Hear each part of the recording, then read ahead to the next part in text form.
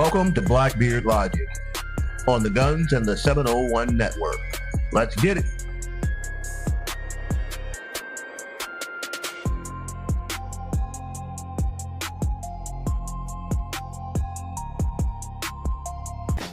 Leon here with BlackBeardLogic. Get out to my truck this morning, and this is what I was dealing with. Another beautiful morning, turn the key, and yeah, that's blue smoke. Just what I needed. Set me back 2 days. My truck is gargling gravel and coughing up a storm. But I can fix it. Here we go. We don't need that. Do without that. That's probably optional. Moving on to phase 2. Yeah. I probably should have just called Laura Auto Repair. If you got auto issues, call this guy, Doug at Laura Auto Repair. And don't be like me. Seriously, call this guy. Don't be like this guy. BlackBeardLogic.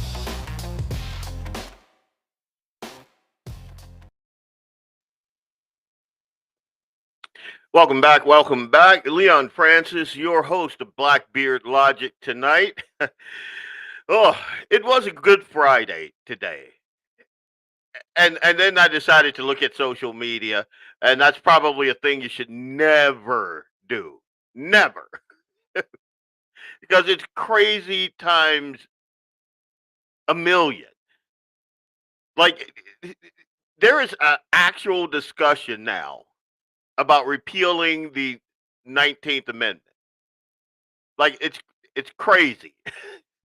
what I'm talking about, and we're gonna have North Dakota State Representative Desiree Morton on later in the show, but I wanted to open the show with this insanity that is the Lindsay Clancy case. Not so much the case. I mean, the case is heartbreaking. It really is. Let me know if you guys can hear me okay.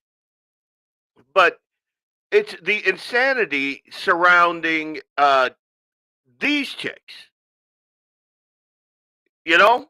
And even on my page, like these chicks here, in support of this woman, the thing that we should all be supporting and mourning and praying for are these kids right there. That's Cora, Dawson, and Callan Clancy right there. And the woman that just so many women, and even a couple of guys that I don't understand this. Like, how are we so dumb? All right. Let's dig into this thing because I want to get it out of here before I talk to Representative Morton about more pressing matters. But my God, this thing has the online conspiracy theories are nuts. They're insane, and it's all coming from TikTok and a couple of influencers that have captivated women. There are women who don't believe she did the thing that she admitted to doing. Like, she does not say, I didn't do this. That's not what she says. She has detailed out how she did this, even in the trial. And you know you got TikTok brain. And again, on my social media, I've said multiple times today, stay off TikTok. There's nothing good over there. But if you so much have TikTok brain, this is how you know. This is how you know your friend has TikTok brain and has been watching this on TikTok. They'll say dumb things like, sailor knots. Or, did you even watch the trial? That's the big one. That's the tell. If they say that to you, they got their information from TikTok. They did not watch any of the trial. If they say, Patrick did it. No, they have video of the guy. Video of him nowhere near the house at CBS. He didn't do this. Stop doing that. Stop saying that. That's idiotic. My God. And then you got these women who are supporting her. She murdered her own children. Here, let's talk about the charges here. Let's get this out of the way right here. So Lindsay Clancy is charged with 3 counts of first-degree murder in the January 24th, 2023 strangulation deaths of her children, Cora 5, Dawson 3, and Callan 8 months. So if you got TikTok brain right now and you support Lindsay, sit on your hands. These are 3 very young lives. I'm sorry. God help me. This makes me so mad. It makes me so mad that internet influencers can influence people that I thought had rational heads in their brains in their head to say that this woman didn't. She said she did it. She is suing for malpractice because she did this thing. She did it. Patrick was nowhere around. Nowhere around. He hadn't met his wife, his new wife yet. That's a lie. He wasn't having an affair on her. That's a lie. So everything your TikTok brain has told you is a lie. Stop doing that. She is charged with 3 counts of first-degree murder for these little baby kids.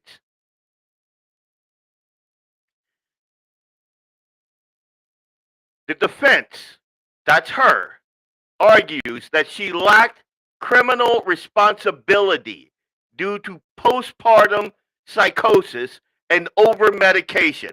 That's their argument. Not that Patrick did it, or Patrick and his wife did it, or anybody else did it. It was her. And her defense to what she did is that she lacked criminal responsibility due to postpartum psychosis and over-medication. And I'm going to surprise you. There's an argument for that. There's an argument for that. The jury is still currently deliberating, and they must decide whether prosecutors proved that she was criminally responsible. And that means that she understood her actions. She understood that her actions were wrong, and she could control them despite any mental disease or defect. And Massachusetts requires a unanimous verdict. Now, the possible outcomes are guilty of first-degree murder, premeditation, or extreme atrocity and cruelty. That's mandatory life in prison without parole. I want her to get this one. Do I think she's going to get this one? I don't. And I'm keeping it real. I do not believe that she's going to get that one, even though I believe that she is guilty of first-degree murder. The second possible outcome is guilty of second-degree murder. That's intentional but not premeditated. Life in prison without the possibility of parole. I don't think she's going to get that because she sent her husband to the store. There is internet tracks on their shared computer that indicated that she mapped this out so that he would be away. Not to mention, when he called her, she was calm, cool, and yeah. He called her when she was in the middle of doing this. So again, if you're saying that Patrick did it, you're an idiot. Patrick did not do this. Her husband did not. When he called, she was in the middle of doing this. It's again. So I don't believe that she'll be found guilty of second-degree murder because both sides kind of proved that it was intentional and premeditated. she could get sentenced guilty of manslaughter. That's wanton or reckless conduct without intent to kill. I don't believe she's going to get that because, again, she murdered these kids. Like, personal.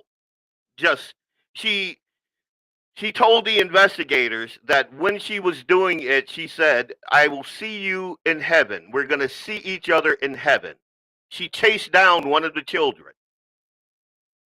Like, none of this is in dispute.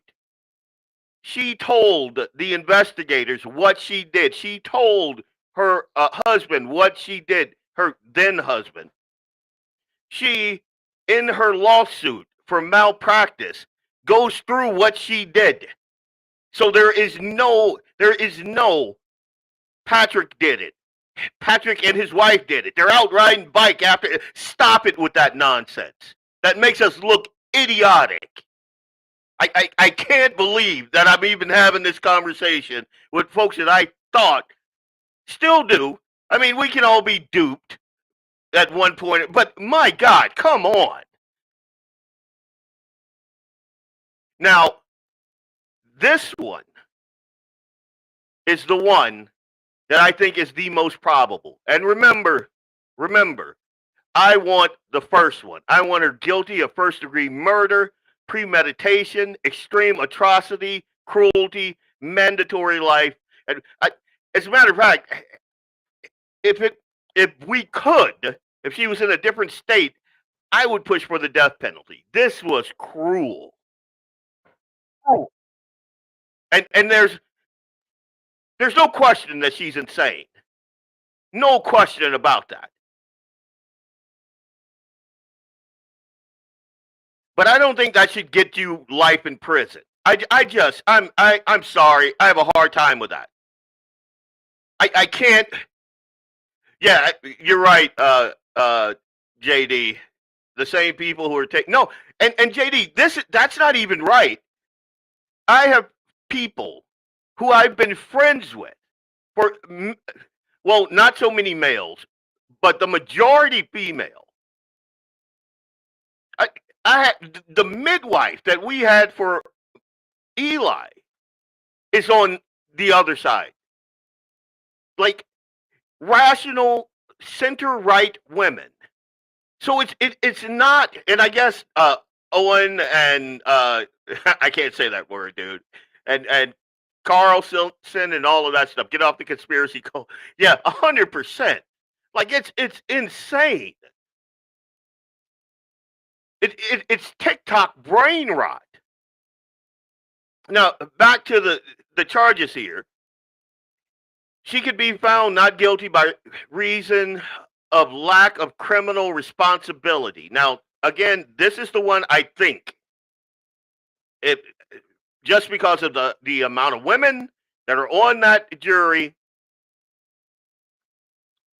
this is the one I think they're going to go for. Not the one I want, which is the very first one. Not guilty by reason of lack of criminal responsibility. That's the insanity defense. This is an acquittal on the criminal charges. The court can order a period of observation and examination and that sort of thing for 40 days. Prosecutors or hospital officials can then seek involuntary commitment if she's found mentally ill and a danger. She will be found mentally ill. I guarantee that. But a danger, I don't know. An initial commitment is typically about 6 months, and it can be renewed. She could remain hospitalized long-term or indefinitely, yada, yada, yada. Or there could be a hung jury.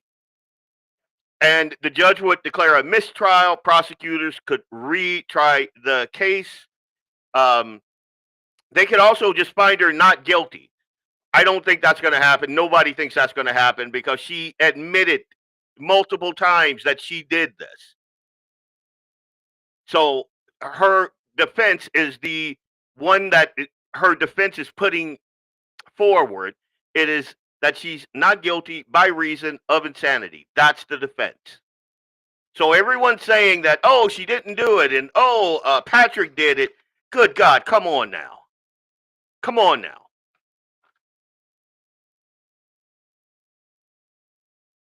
I mean, her own defense does not contest that she killed the kids. Like her entire defense hinges on her mental wellness. That's what it is. So I don't believe that not guilty is going to be a thing. Not guilty by reason of lack of criminal responsibility. I think that's the one she's going to get. And in my humble opinion, it's a damn shame. It's a damn shame. And on my post this morning that just got so much interaction, most of it was good. But I saw a through line. Like on everything that I posted on this, there was one sentence that came that was like the through line to all of the people that were like on the fence or saying Patrick did it, or did you even watch like verbatim, did you even watch the trial? That was it. And then the same talking points about Patrick and how he didn't like his eye contact, and he doesn't even love the kids. You could tell in his when he was talking about it in his testimony and blah blah blah. He's riding bikes and blah blah blah and this and that. And he got married. Who gets married that quick? Well, this woman destroyed your life, and that was in what 2020. When was that? When did that happen? 2023. They got married last month. So spare me. He didn't just hop right back in it. And the dude had a huge hole in it. And why are we even talking about him? She did this thing, this horrible thing. And then you got idiots like this out there. Here, this is part of the problem. Women like this. Check this out. Hi, Lindsay. I'm Dr. Sterling. I don't even know if... Now, this is a doctor, OBGYN. She has like apps and different things. I want you to understand that. This is a woman who counsels other women. And I want you to hear what she says. Allowed to watch videos like this, if someone can show it to you, I don't know. But I want you to know that I believe you. From my perspective as an OBGYN, I believe that you were over-functioning throughout your entire postpartum period. I am blown away by how hard you were working to get better, while also working as a mom. I've got 3 kids. I know how much work it is, even when you are mentally well. It's so hard to take care of 3 kids. Obviously, hindsight's 2020, but I don't know what else you could have done. You were not murdering your children. What should be expected of a single individual. You have galvanized us women in a really powerful way. And I'm not quite ready to tell my story yet, but when I eventually do, it's going to be because you came first. And you showed all of us that we can be honest and we can be real about what we experience as mothers. So thank you. And, you know, I hope that you're seeing our support because we believe you. Yeah, I'm done with that garbage. The people that I'm worried about right there, and Patrick. And you gotta think about and I'm black, so I tend to go back to what black moms went to, but you don't even have to do that. Think about what moms, when this country was founded, had to go through. All the things that they had to do. They still, while the guy is, building the community or off at the railroad or up on a skyscraper, eating his lunch or fighting off Indians, and the moms were there keeping the house and keeping the farm, taking care of the chickens and the goats and the kids. And back then they had bigger families, so you didn't just have one kid, you had like multiple kids, sometimes 8, 10, 15 kids, and they did it.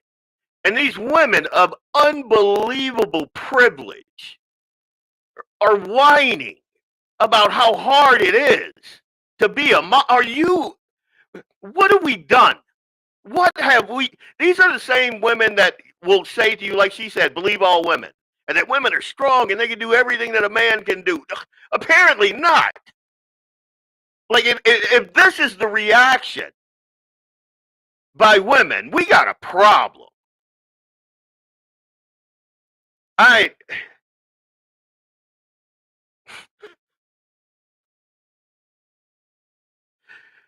sorry.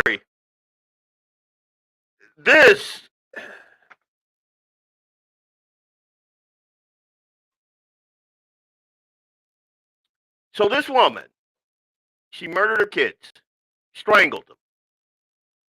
Then she jumped out of a window and survived. None of that makes sense to me. Like, listening to the testimony about that, around that, something seems off with that. It doesn't, to me, seem like she actually tried to commit suicide, because she's a nurse. She would know that the marks on her arms, and they were ineffective. She would know that, and her neck, ineffective. But that's immaterial. The second this story broke, the media and the online chorus immediately shifted into full protective mode of this woman. Oh, poor Lindsay. She was struggling postpartum. She didn't get the support she needed. Society failed her. The system failed her. Everyone failed her except, of course, her. And if we want to talk about that support that she didn't get, her husband took paternity leave. He worked from home so he could be there. He put away funds so she didn't have to go back to work if she wasn't feeling up to it after the kids.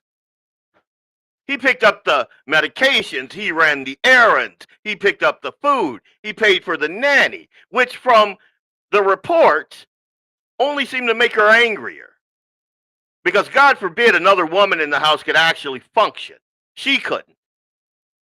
Both sets of grandparents were helping. She was enrolled in an outpatient postpartum program 5 days a week.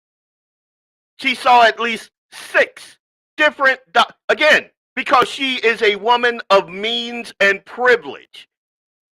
So when these women are all wee-weed up about how hard it is to be a mom, she lived in a mansion.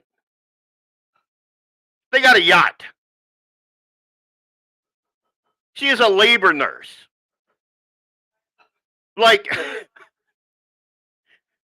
now this part here piques my interest.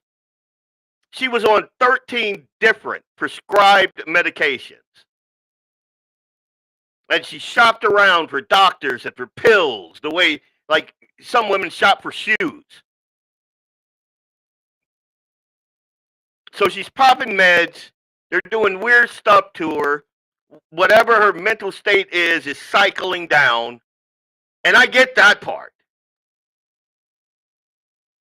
But if you're telling me she didn't have support, like these women, like that loony doctor that I just had played here, if you're telling me she didn't, then no human being on the planet has ever or will ever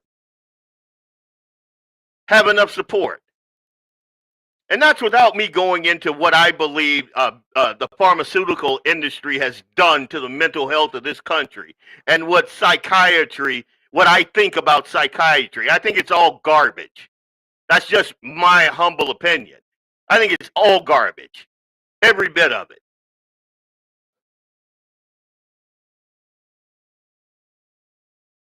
And I want you to think about, while they're beating up on Patrick and men in general, these pink ladies in there, just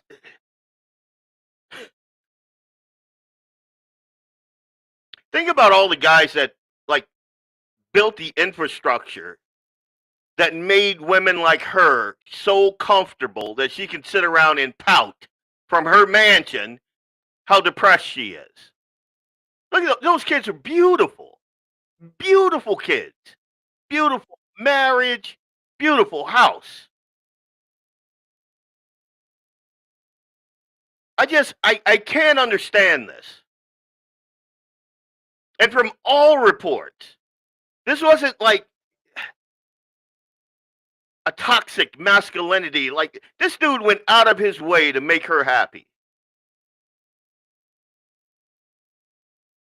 And in my humble opinion, she didn't respect him. She didn't respect life. She didn't respect her family, her mom and dad. Like, everybody could. It's all about her, and that's what you see with these women that are protesting in her favor. That culture, that toxic, feminine culture, that's a problem. It's the same culture that devalues human life by calling an embryo a clump of cells. The thing that God imprinted the Imago Dei on from day one.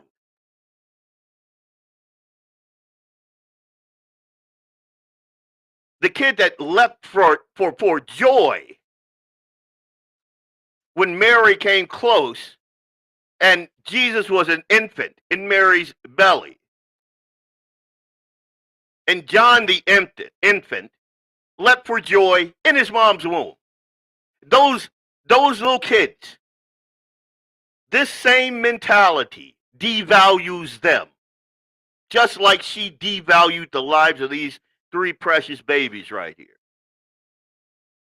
You can't do that and not suffer some mental psychosis. You can't. And you can't invent softer and softer language for what she did and what the feminist movement has done.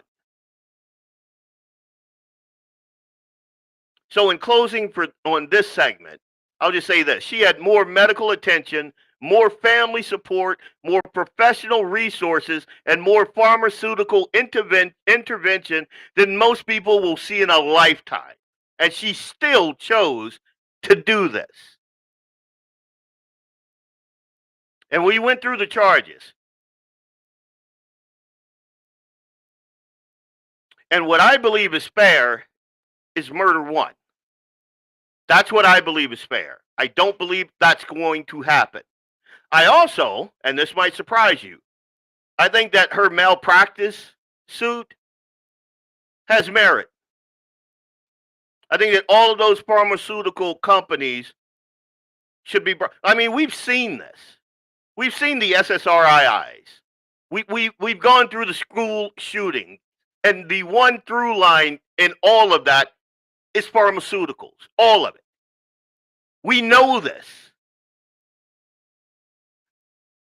So despite me wanting her locked away for the rest of her life for murder 1, I do believe that her malpractice case has merit. Now, after watching this, if you still come on my social media and say Patrick did it, I'm going to just mute you. And I never do that. I got Thomas on my page giving me homogena every day. I don't mute people. But if you come on and you proffer an idiotic claim like the husband did it, then stay on TikTok. I'm good. I don't need you for a friend. Stop doing this.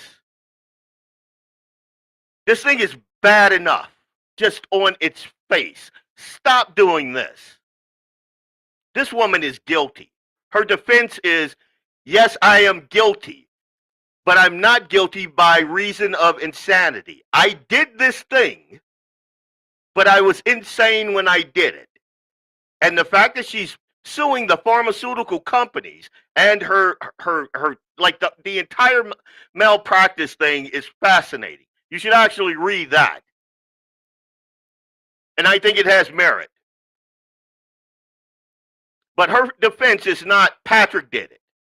her defense is all these medications and these people failed me and my mental health deteriorated and I did this. She told each and every kid, she told the investigators that she told these babies as she was killing them, I'll see you in heaven. Not Patrick, her. BlackBeardLogic, Guns in the 701. Oh.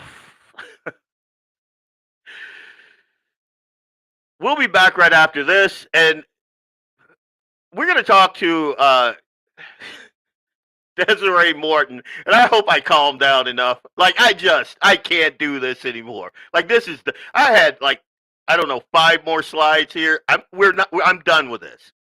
This is idiotic. This woman is guilty.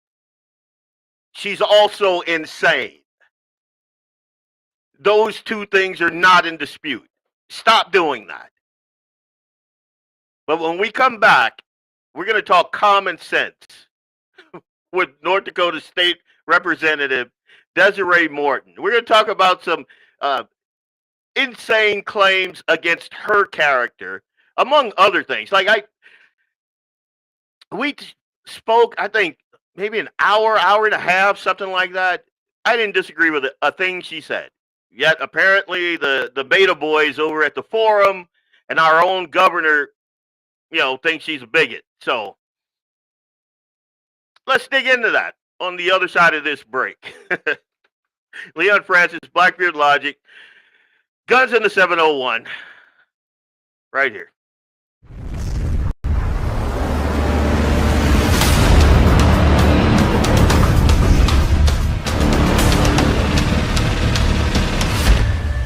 Lauer Auto Repair, located at 309 South Washington Street in Bismarck, North Dakota.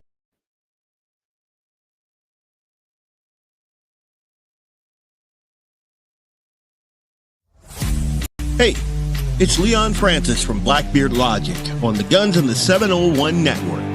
I'll be right back after these messages from our sponsors. Stay tuned.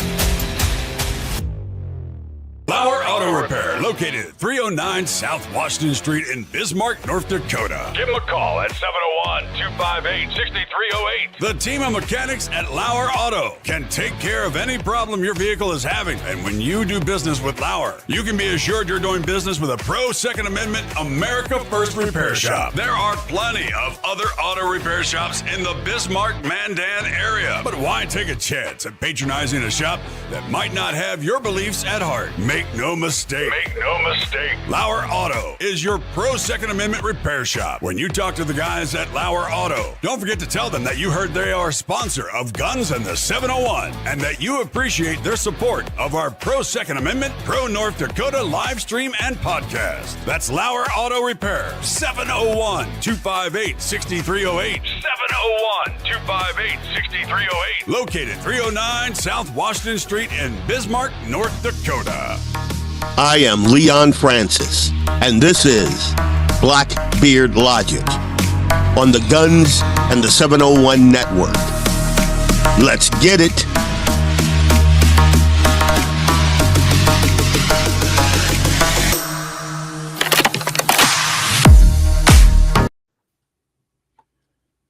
Welcome back. Leon Francis, BlackBeardLogic, Guns in the 701 Network, and the voice of common sense, North Dakota State Representative Desiree Morton. Let's welcome her to the show.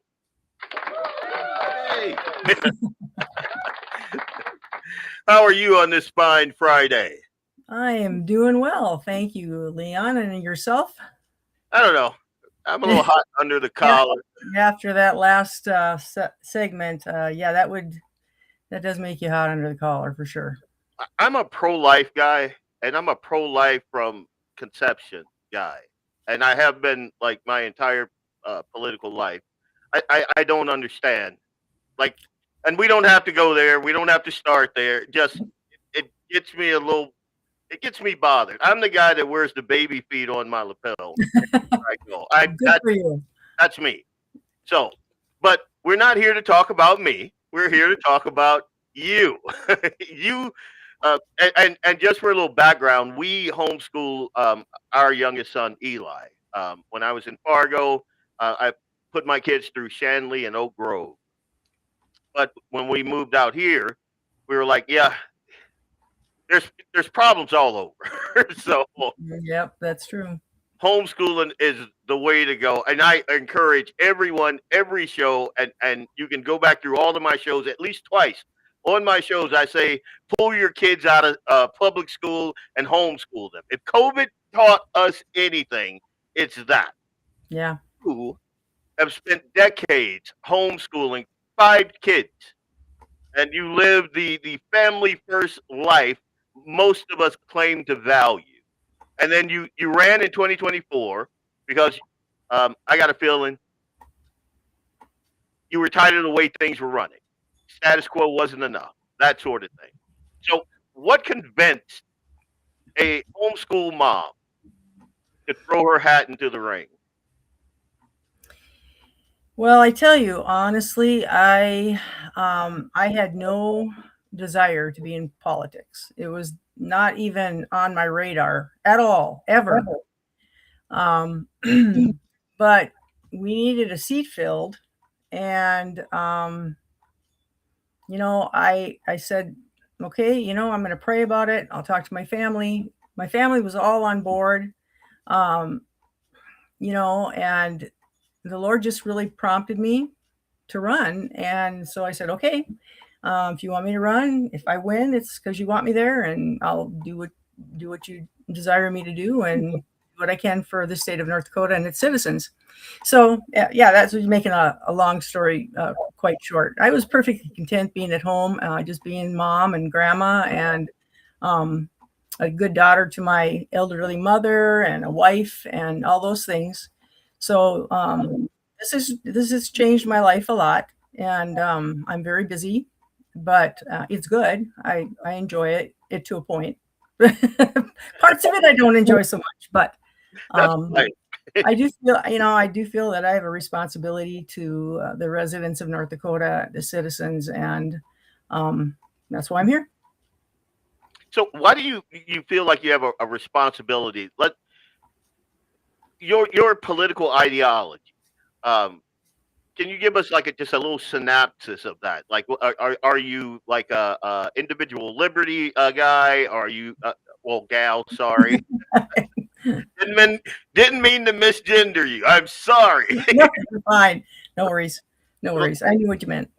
Or- Yeah, no, I grew up in a very Christ-centered home.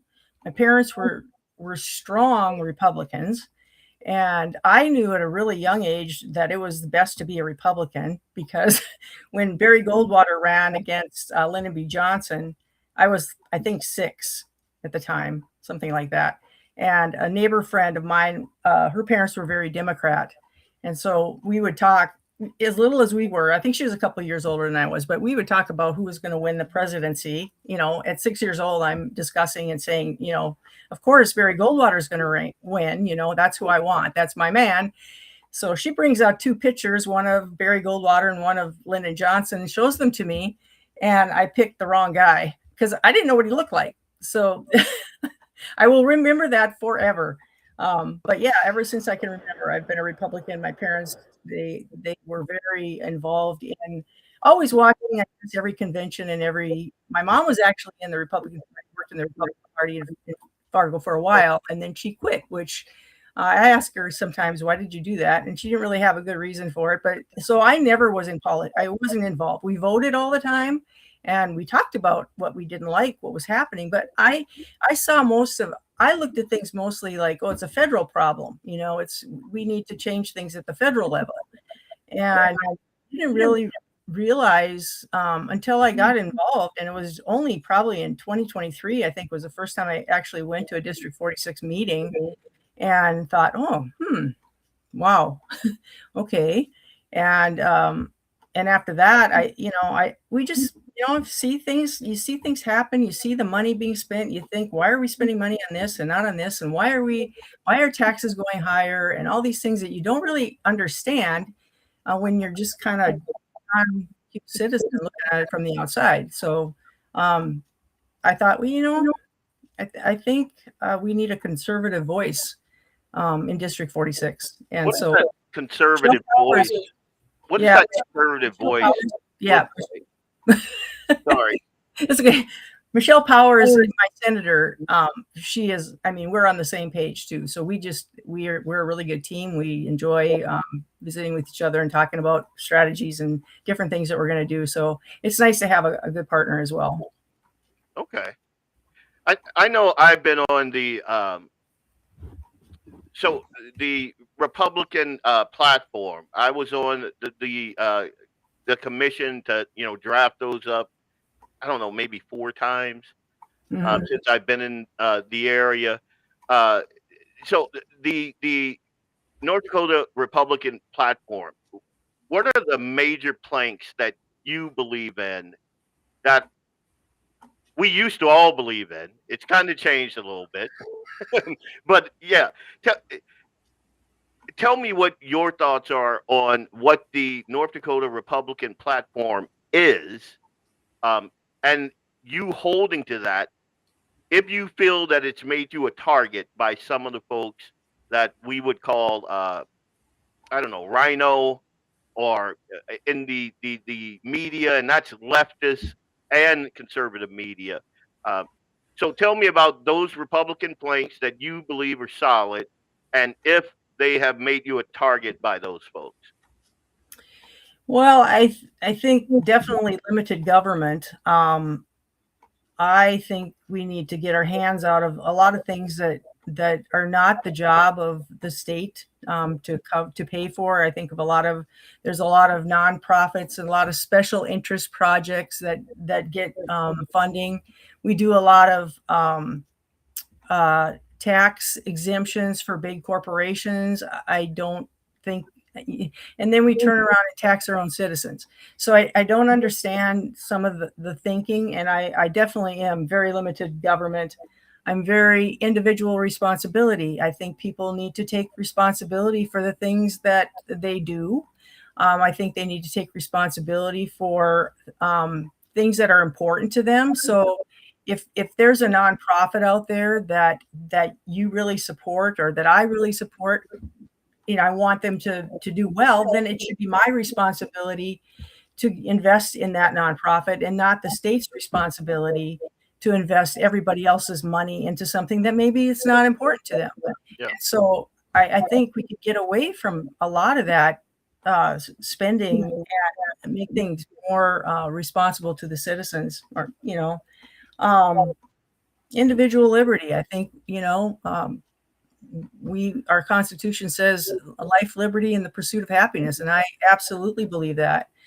We should be able to live our life. We should be able to have the freedoms that are given to us, not really by our Constitution, but by God. And that, we should be able to afford a house and be able to raise a family. And it's getting vanishing. That is a vanishing dream. It really is. Yeah, it really is. And it's very sad. And as I look at, taxes and how much money we pay in taxes, and, it's crazy what we're spending on things that are don't even apply really to, why we're sending money I'm talking about federal now, sending money to every foreign country, and yet we can't seem to take care of what we have here at home, and we just keep raising people's taxes, and that's the answer to everything. Yeah. We want to do this, so we'll just raise the people's taxes, and the government doesn't think they ever have to tighten their belt, but we sure do as people. And anybody who works for a living realizes that paycheck doesn't go as far as it used to. And so it's really hard, especially for younger people, to put money in the bank, and to have some sort of a savings. They're just living paycheck to paycheck, like a lot of people are. And I think that's the fault of our city governments, our state governments, and our federal government. And they see us as kids that need to be managed. Yeah. I think that's a huge problem. with even city governments, all the way down to city governments, state government, federal, all of them. They see us as widgets to be managed. Like the whole school system is to just turn out cogs in this industrial wheel. They devalue our currency. They flood the country. They flood the work market with cheap labor. And I talk about this till I'm blue in the face, but they flood the market with cheap labor. They and when you put that many bodies in certain areas, then your housing, the quantity of housing goes down. So my ability to buy a house, I'm now competing because there are less houses on the market, so they can Right. jack those prices up. And then you have places like Hack. What is it? Berkshire Hathaway and BlackRock and all these buying up all of the houses, and the government is like, yeah, go right ahead. And then you got people like me. I'm a network engineer. I work heavily in the IT business. I build out network infrastructure, and I've said this. I've mentioned this many times on this show. I used to go out. I'm Lion Tech, IT Solutions. So I build out networks. I used to go out and submit bids and contracts, and I'd get the contracts. I did like All True with their sound and computers and Grand Forks, Les Schwab and Fargo, Moorhead and Grand Forks. So from the beginning to the end, I'm there. But over the past couple of years, it's been I'm getting called to go fix something. Some immigrant has been hired from an outside country, not just like they'll have a figurehead, I guess, in Texas, but all of them will be Haitian that show up, or all of them will be Guatemalan. None of them speak English, and I have to compete because they lowball what my wages are and have been, and so you don't get the contract. You get called in to fix things, and it's nowhere near the money. And it's us. It's like it drives me insane. And I'm in the IT department. I can imagine what it is in the construction department. The trucking industry is another big one. And we run around and we're like, oh, they're doing the jobs that the Americans want. No, that's not it. No, and see, you got me off on a rant because, and I have to be careful with your time, and I don't want to get all hot headed again. I mean, my God, that's all right. I'm going to bring it back down. But you're right about that. The government, their fingers in things always makes those things worse.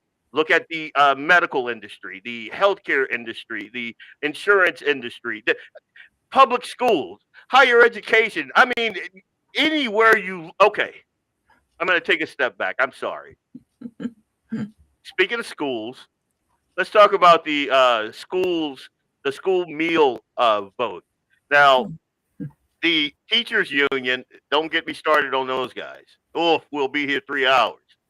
The media, the teachers union framed you as basically a heartless woman who wants kids to starve and die. So Yeah. I want you to address that. Tell the folks your thoughts on the school lunch thing and your no vote on universal free breakfast and lunch.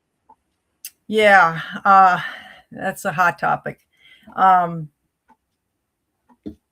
Basically, I have a hard time expecting people that make $40,000 a year to pay for the lunch of some family who makes 6-digit figure salary a year.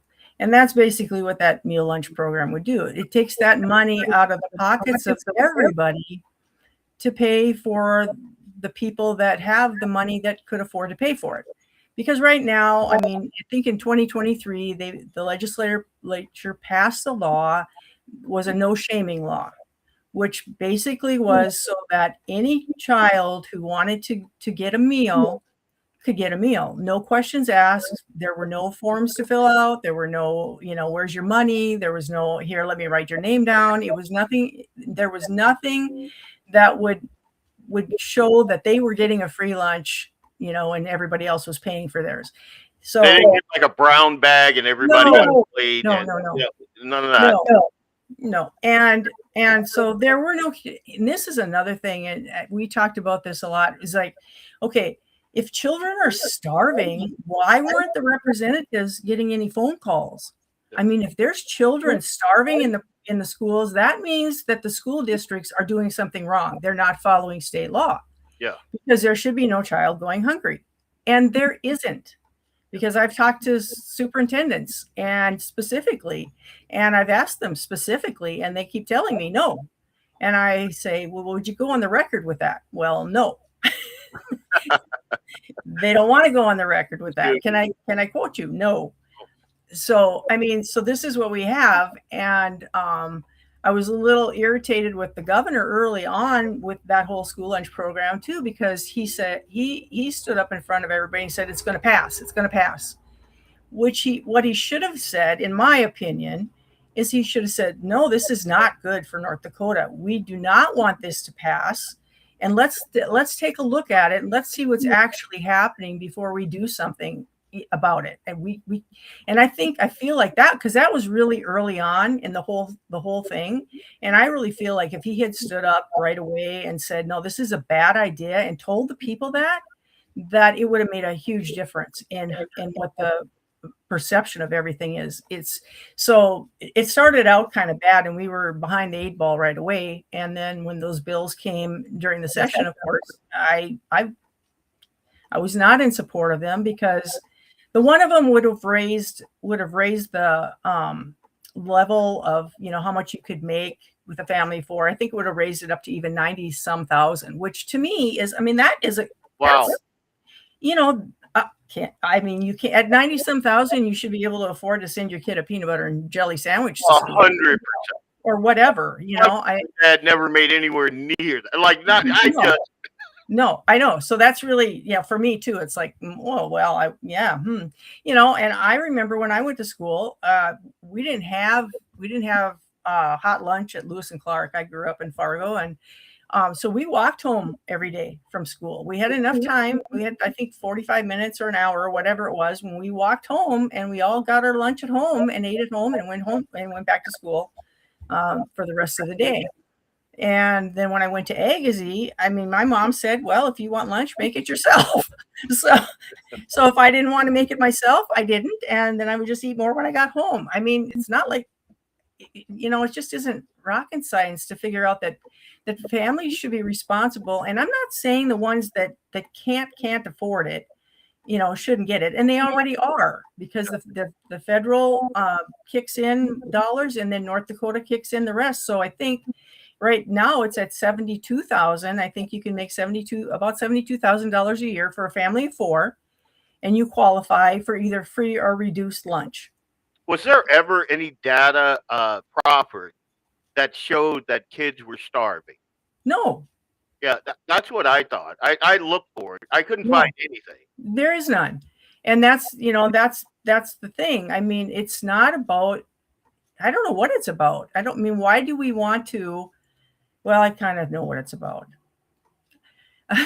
because the head of the teacher union, which, he probably doesn't like me very well either, but,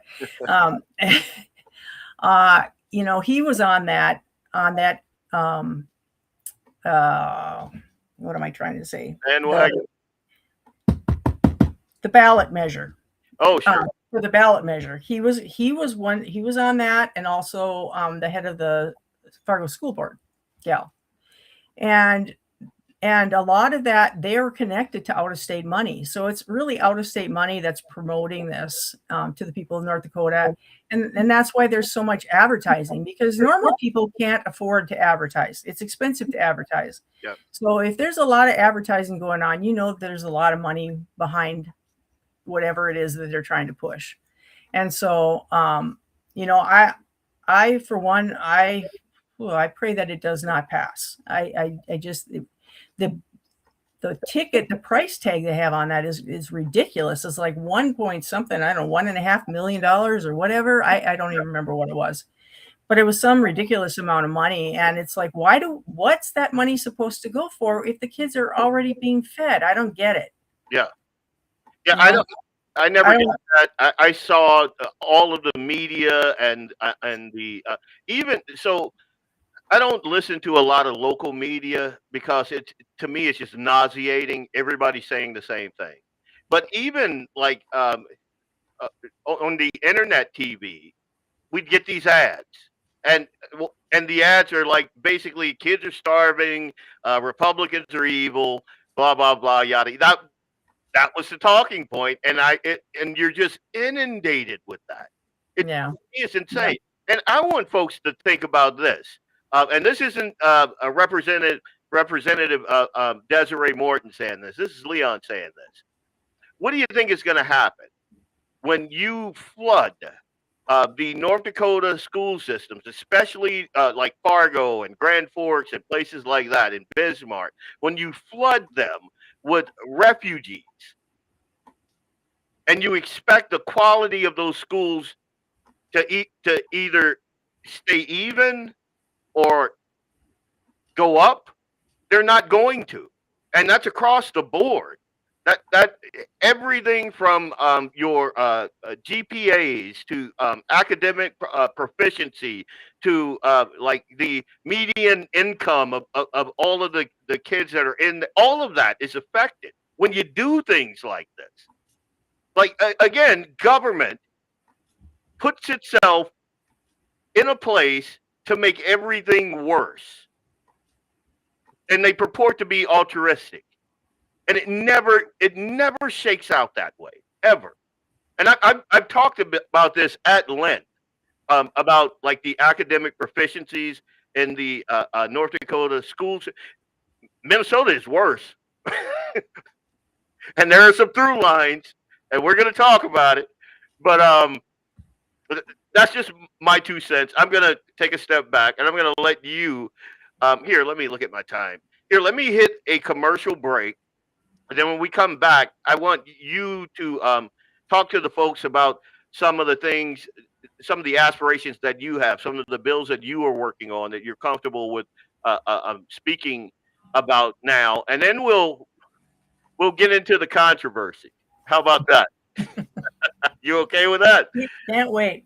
Can't wait. All right. That's what I like to hear. Leon Francis, BlackBeardLogic, Guns in the 701 with North Dakota State Representative Desiree Morton. We'll be right back right after this break. Okay, let's go. I am Leon Francis of BlackBeardLogic on the Guns and the 701 network. Let's get it.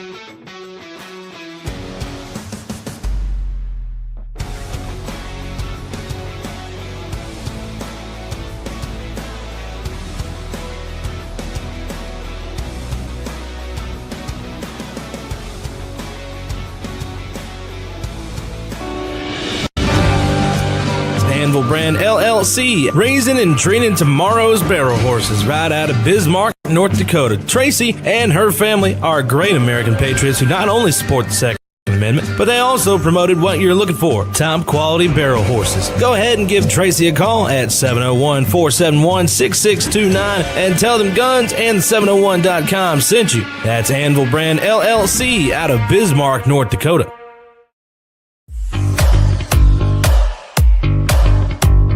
At Horton Laser Craft, we believe in the power of personalization. Whether it's a cherished memory, a special occasion, or a unique gift, our custom laser engraving brings your vision to life. Our expert craftsmen and state-of-the-art technology ensure every piece is a work of art. From personalized decor to one-of-a-kind keepsakes, Horton Lasercraft makes every moment unforgettable.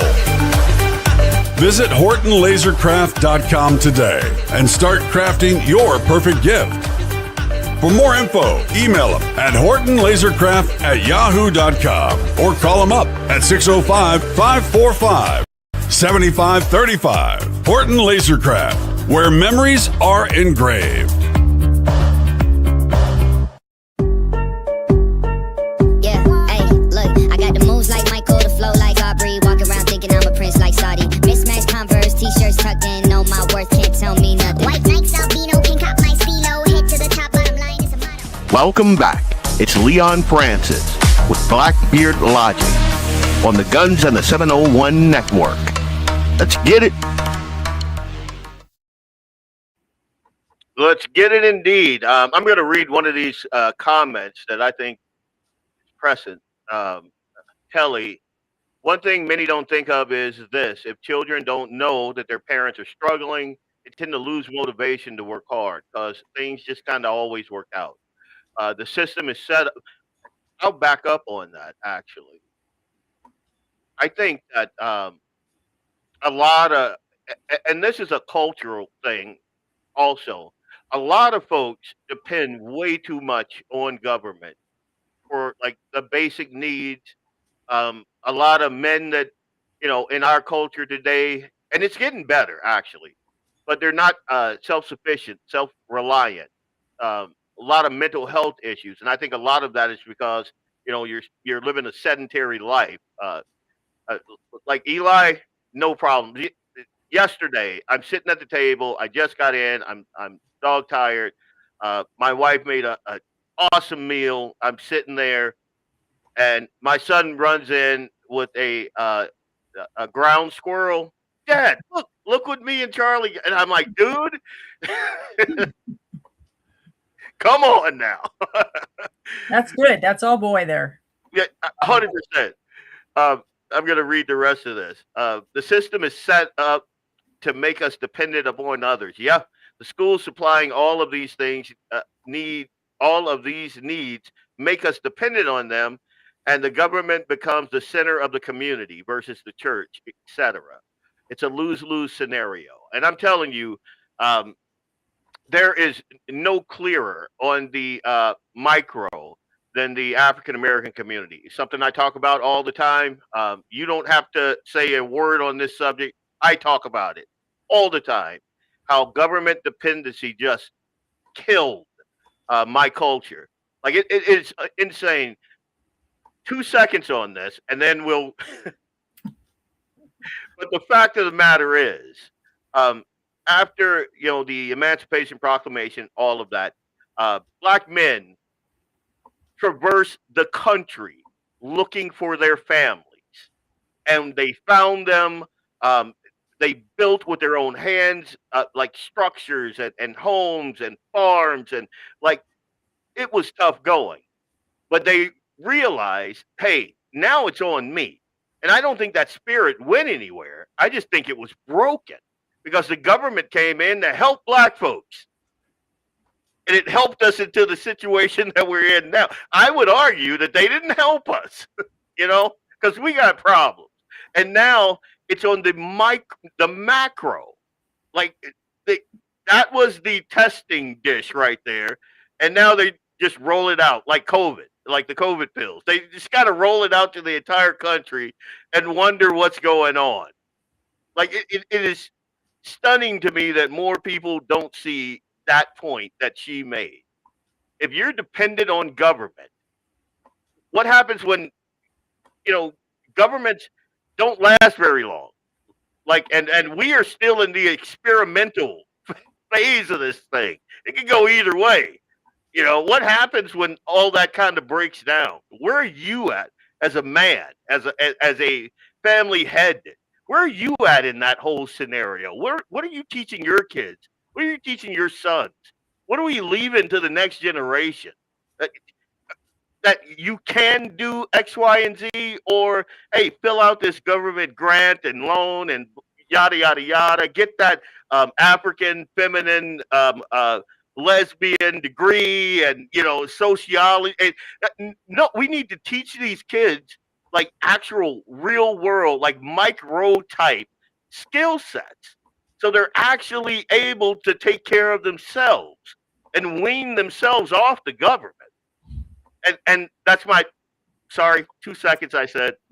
Unfortunately, this has been going on. I mean, when I went to college, I graduated in 1981 from NDSU. And when I was in college, I was very naive. Came out of, I was very protected home. I didn't see a lot of other stuff. I was just really pretty naive. But anyway, I was in a class one day and these guys were talking and I was listening to them and they were talking about collecting food stamps and they're in college. And I said, what? You're getting food stamps? Why are you getting food stamps? To me, that was like, oh my goodness, what is the matter? Well, you're taking money from the government to be able to have a job, or I had a part-time job when I went to college. College wasn't that expensive back in those days, and I had a part-time job and paid my college tuition. But they lived in the dorm, so it was a greater expense, I'm sure, for them. I stayed at home, but still, what are you teaching your kids when you're telling them it's okay to take money from the government while you're going to school? Because, I don't think you should have to save up for it, or I don't think you should have to, be burdened with that, having to have a job while you're in school. Yeah. So that was kind of eye-opening for me way back when. That was a long time ago. Yeah, once upon a time, you taught your kids, hey, if you want something, work for it. One day, right. And the harder you work, the shorter that amount of time between you wanting something and getting something becomes. And then the harder you work for it, you might find, I don't even need that thing. I'm I'm good. I'll just put my money away. Ask Eli about fiat currency and the devaluation of the dollar. He'll tell you, and he's 8. Like, wow, good for him. Yeah, we can do this thing, guys. We can. Well, now, yep. I mean, we're raising our kids with the mentality that, Bobby and Susie live at home. There's, the two kids live at home, and mommy tells Bobby to go wash the dishes, and I'll pay you $2 or whatever. So Bobby goes to wash the dishes and gets it all done, and mom gives him $2, and then she says, "But you got to give Susie half of that." Why? Because she didn't really want to wash the dishes. She just wanted to watch you. So you got to pay her $1. I mean, that's kind of the thing with the home, with the meals too. It's a socialistic program is really what it is. So let's make parents not have to be responsible for feeding their children. And then you can go to the whole other extreme. Well, okay, so you've got these kids that are not being fed and they're coming to school starving, or they're not getting their breakfast, and you can tell that they're physically not doing well because they're not eating at home. Okay, so what's the responsibility of government in a situation like that? To me, I look at that and I say, okay, if this kid is being starved and not eating at home and is actually, malnutrition, where is CPS? Because to me, that's their job. And there was a case in Fargo, and I just saw it. I had seen it on the news, and it was this couple that their daughter, I believe, went to school one day with candy that was laced with drugs to give to her friends. Yeah. Remember that? I do. And they had known about these parents. These parents had a history of drug abuse and selling drugs. And that child was still in the home. I don't get that. Yeah. Because to me, that's child abuse. And why are we not taking and rescuing these kids out of these homes where they're either not being fed or they're in drug-infested homes? Yeah. Or whatever the situation is. And yet, we had a situation in Bismarck, and I don't know how many people actually heard about it, but it was a gal that was pregnant. She went in to have her baby at one of the hospitals, and she had told them early on that she didn't want the baby to have any vaccinations, and that she wanted them to deliver the placenta when it was ready to come, and to not cut the cord right away. So she had given them instructions. She had a birth plan. Her boyfriend was there with her, and it went crazy haywire. And Yeah. it ended up, you remember hearing that story? I do. I Yeah. know this couple. I know this mom. Oh, okay. So yeah. And so they took that baby right out of her arms. She was nursing him. Yeah, it was, yeah, her. And and so we got wind of it. A bunch of us in the legislature, so we happened to be in session at the time, and we got wind of it, and we went down to CPS and we got her baby back. Although she still had to, they still had to come in her home and make sure that everything was well. If they were so concerned about that baby, why didn't they take her son out of the home too? Because she had a son, 11 or 10 or 12. I can't remember his age, but That was a crazy. wasn't that just? I mean, talk about government overreach and talk about. I mean, talk about that duality there. You got, and I personally know families, and I've told my story before, where you get teachers that think you're way too involved in your kids' academics, and then they start pressing you with the CPS and all of that, and you're actually actively involved in your kids' academics, and then you have apparently there's like tons of kids running around starving to death and nothing. yeah. Nothing. Yeah.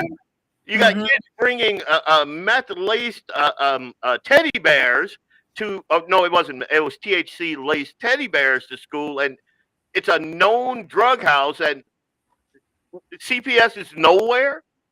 Like, come on now, we got to get our priorities straight here. Something. And I'm going to be in trouble with them too now. Yeah. Well, we're not. We didn't name any names or anything like that, so don't worry about it. But yeah, I don't understand. I don't understand how why there's such a, I don't know, a double standard or what the deal. I just don't get it. Why are we not focusing on these kids that really need to be taken out of these homes instead of people that are good people that are going to, take good care of their children? Yeah. So that was interesting. I'm so glad that we were in session at the time and that we were able to help. That was probably the highlight of my session last session. I know a couple of those spiders. We'll talk about it. So let's talk about, we kind of touched on parental rights in a roundabout way. Let's talk about parental rights for the average North Dakotan. What are you guys working on? Well, I've got a bill that I'm working on that is actually going to, and I'm not sure how things work in the hospital, but I think I'm going to try. It's going to be a little proactive. So, because hopefully things in North Dakota are not, this isn't happening, but it's basically called Simon's Law, and it's based off of a little boy by the name of Simon who was born with trisomy 3, and in the hospital that he was born in, and trisomy 3. Kids can do okay once they get past that birth, and they need help right at first. And the hospital that they were in denied the parents help for that baby, and so that little boy died. Whoa. And yeah, so they went to battle, and they have been working all across the country to get Simon's Law passed, which is basically saying that parents have the ultimate authority when it comes to a life and death situations for their children. And so a doctor cannot override a parent's desire to please save my child. They have to try. Yeah. And had they tried, because there are other trisomy 3 kids that survive and do okay. I mean, it's not the best thing to have, but it was their baby. It was their little son, and they loved him, and it didn't matter that he had trisomy 3, just like with Down syndrome. I mean, let me ask you this. Did the doctor not want to try because he figured that the quality of life wasn't worth saving that kid? Yeah, that's probably what it was. Jesus. Yeah. Oh my God. Yeah. So, so that's one of the things that I think it's really important that parents have a right to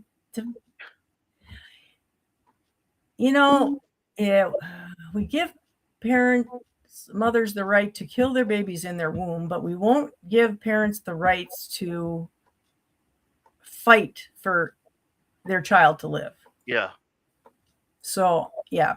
I think we've got things a little bit mixed up, but yeah.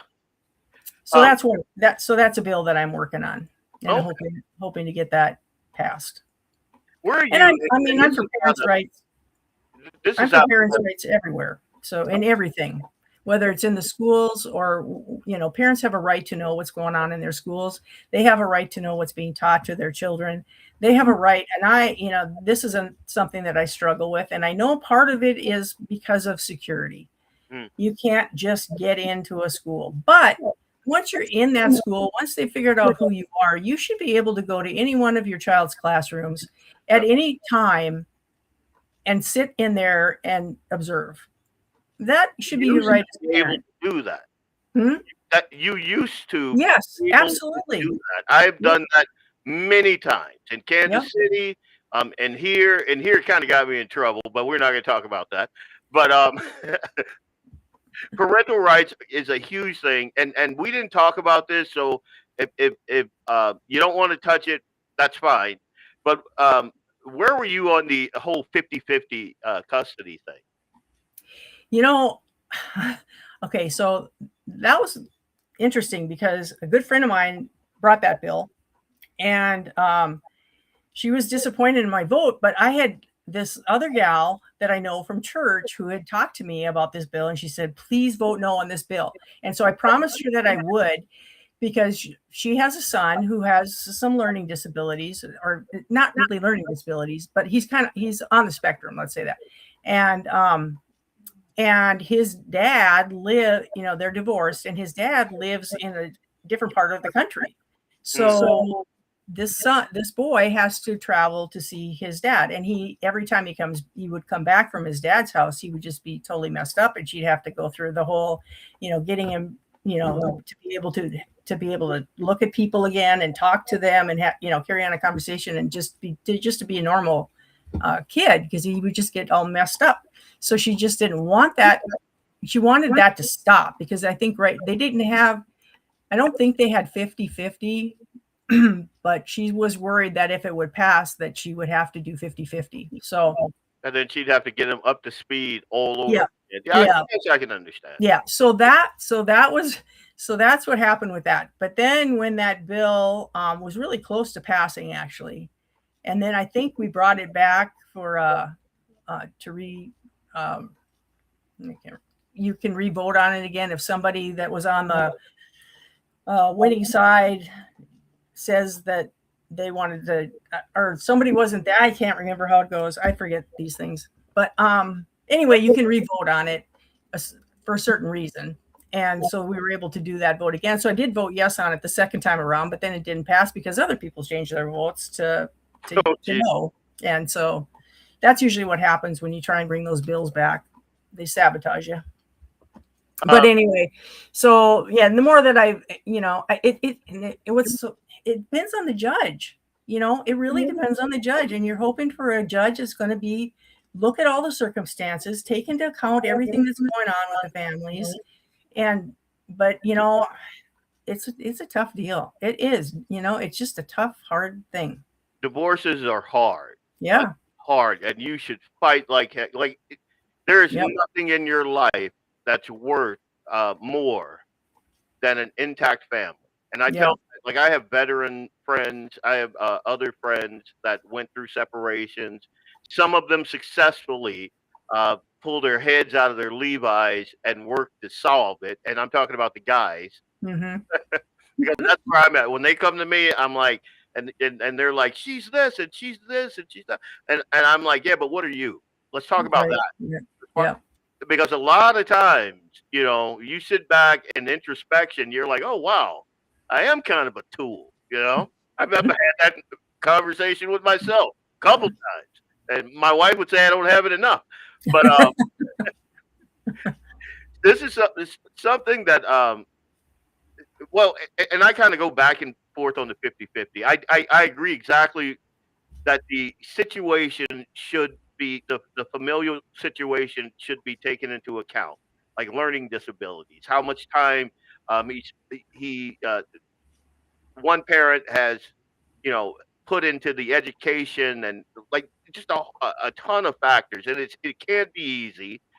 I'm a 50-50 guy, a starting point here, 50-50, and then points, as it goes for the best interest of the child. Because in my humble opinion, unless there's like abuse or something like that, both of you guys are being selfish, and now we're best interest of the kid, actual best interest, not the weird liberal sense of best interest. But anyway, I'm going to get off that topic. Something my wife and I have talked about many, many, many times with some of our homeschooling friends. The idea of micro schools. Can you talk about that a little bit? Yeah, so you've already heard about it then.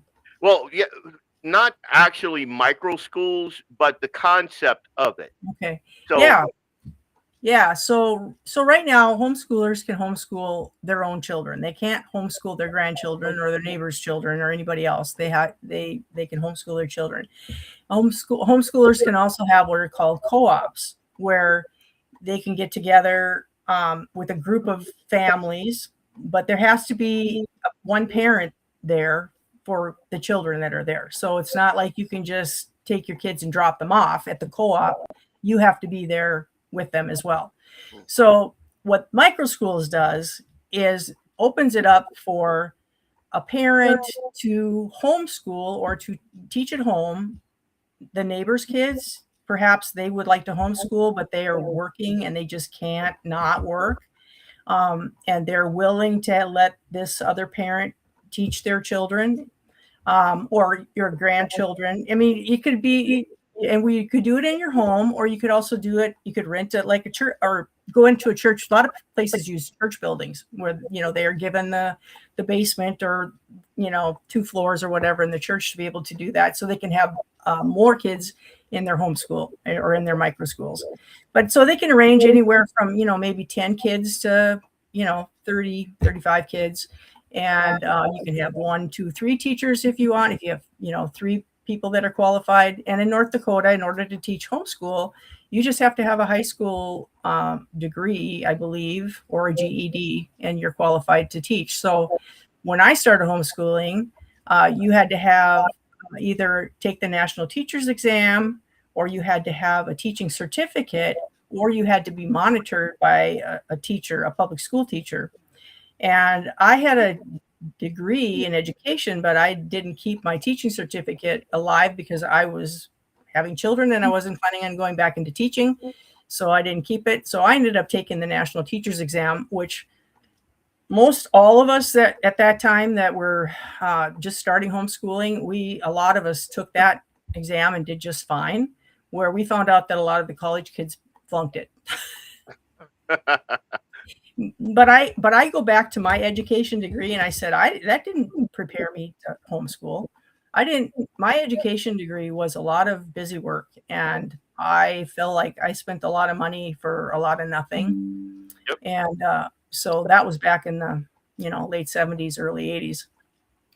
I don't know that it's probably gotten better, maybe, but I doubt it. So, yeah, well, we just passed a bill last session for $1.5 million to teach teachers how to teach basic math. Yeah. Are you serious? I am serious. Yeah. And I think it was in 2023 or 2021. I think they did the same thing to teach teachers how to teach phonics. So they're not getting what they need in these college level classes. And plus they were not taught, they got the Common Core and they got the sight reading as they were growing up and going through the, elementary and high school years. So I guess I can look back and I can understand why they need to be taught how to do some of that stuff. But yeah, I like the concept of micro schools, and I know probably 8, 9, 10 homeschooling parents. Like I would dare say 80% of my friends homeschool, mm-hmm. and smart as a whip. All of their kids are also know how to hunt and fish and weld and make knives and just they know how to and they know how to function in society. They know how to hold a job. They know how to work hard. They know how to interact with people. I mean, they talked about socialization when we were homeschooling, and I'm like, my kids are so socialized; they'll talk to anybody, except for one of our daughters was pretty shy, but the other ones were like, oh yeah, whatever. They carry on a conversation with anybody from they could interact with little kids, little babies, or they could interact with adults. They just, they did just fine socially. Yeah. Do you want?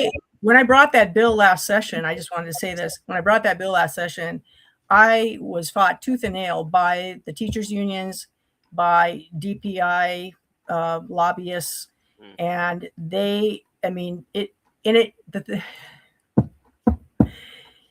I talked to everybody on the committee, and I had one guy say, oh yeah, I'm all for it, but I'm not going to vote for your bill.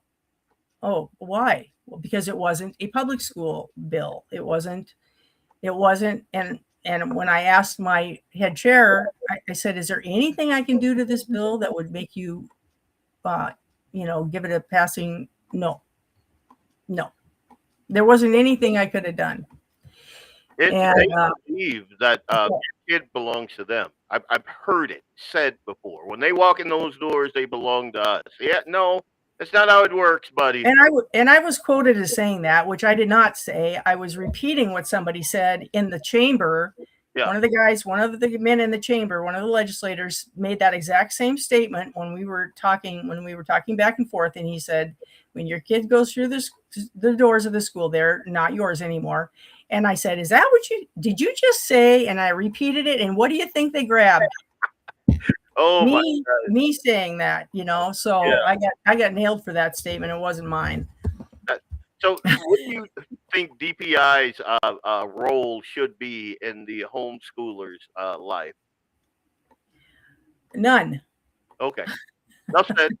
That's why the homeschoolers have their own separate section, because they worked a long time back in the early 80s. People went to jail in order to get homeschooling legal in this state. And they don't want to give that up. And so when it was put in code, they were given a separate code. And so there are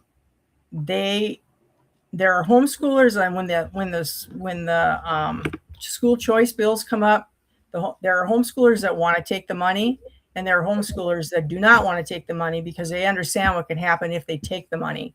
So I got friends on both sides of that argument too. Yeah. So when the one bill came up, the school choice bill came up.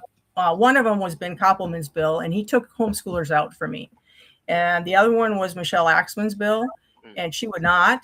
So when that actually came to our committee, I was able to do a firewall. I got help from HSLDA, Homeschool Legal Defense Association, who helped me put together, which would make a firewall. So what it did was it protected the homeschoolers in their own code that didn't want the money. But the people that were homeschooling that wanted the money could go under DPI and they could get the money, but they would no longer be considered part of the homeschool in the homeschool code. Okay. That makes sense to you? That does. Okay. Yeah. So, I was pleased that I was able to do that. And that did go through our committee with a due pass, I believe, but it failed in the House. That bill did. Okay. Partly because I don't want to say another thing about that, but 10 Commandments. We'll talk about that later. Sure. The 10 Commandments in school. Where are you at on that? Oh my goodness, yes. We had a bill last session, and of course it failed because they don't want it made mandatory. Because it's right now, they can if they want to. Well, who's going to do it, right? So this would make it mandatory, along with other historical documents that are, the Constitution or the Bill of Rights, or some of these things that are really important that kids know nothing about. Yeah. And I think why should it be bad for a kid to look at something that says "Thou shalt not murder"? Yeah. Or "Thou shalt not steal." Like I don't understand this either, because it's Abrahamic law, and it crosses Judaism, Islam, and Christianity. So what are we talking about? It's Abrahamic law, basic, right there. And I don't understand. And I get, because we've imported, again, so many people that don't share our culture. This is one of the abrasive points right here, is this. When you do that, you lose bits of your own culture. That's just fact. Like, I Well, got a life-size Constitution right behind me. You probably can't see it, but it's right there. Like, our homeschool room is right there. But I have the preamble, the Constitution. I have all of the articles. That's something Eli sees every day. He mhm. also We have like essential liberty. We have the Constitution in book form there. We have what Christianity did for this country. Like, I got a ton of books over there and in our library, and that's what we teach. I want them to know how this country started, what got us to this point, and what's going to eventually lead us back to greatness and prosperity and all of that. And I got news for you. It ain't what the public schools are turning out. It's not gonna happen with that.